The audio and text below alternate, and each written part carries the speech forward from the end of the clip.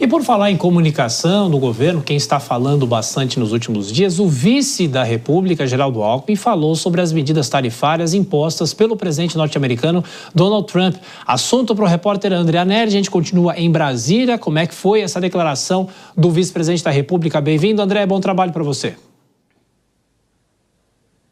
Obrigado, Thiago. Obrigado. Boa noite. Bom trabalho para você também. Boa noite a todos aqui no Jornal Jovem Pan. O vice-presidente e ministro do Desenvolvimento, Indústria, Comércio e Serviços, Geraldo Alckmin, afirmou que o Brasil não é um problema para os Estados Unidos no contexto das tarifas comerciais impostas pelo governo norte-americano. Segundo ele, a relação comercial entre os países é superavitária para os Estados Unidos, ou seja, eles exportam mais do que importam do Brasil.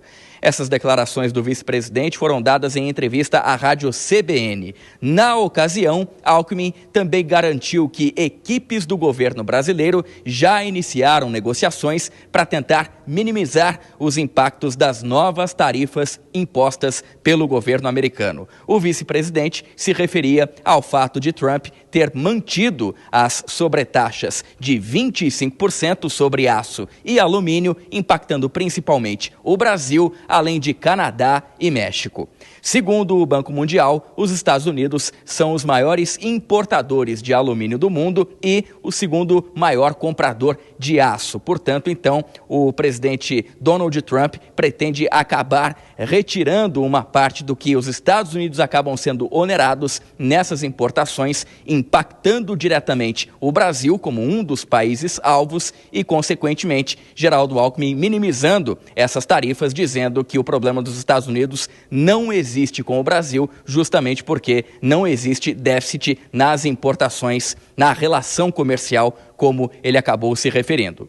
Tiago. É isso. André Anelli, então, falando sobre esse posicionamento do governo brasileiro em relação às tarifas. Bom trabalho para você. Você volta no Jornal Jovem Pan. Vou chamar a Dora Kramer, esse posicionamento do vice-presidente da República, Geraldo Alckmin, falando sobre esse assunto. O incômodo, a preocupação também do governo brasileiro. Daqui a 2 dias entram as tarifas que devem valer contra aqui o Brasil. E o papel dele, Dora? Olha, o Brasil pode não ser um problema para os Estados Unidos. O vice-presidente tem razão quando fala na balança superavitária, mas certamente os Estados Unidos é um problema para o Brasil, né? Claro que isso. Agora, o tom do ministro e vice-presidente é aquele tom Alckmin, né?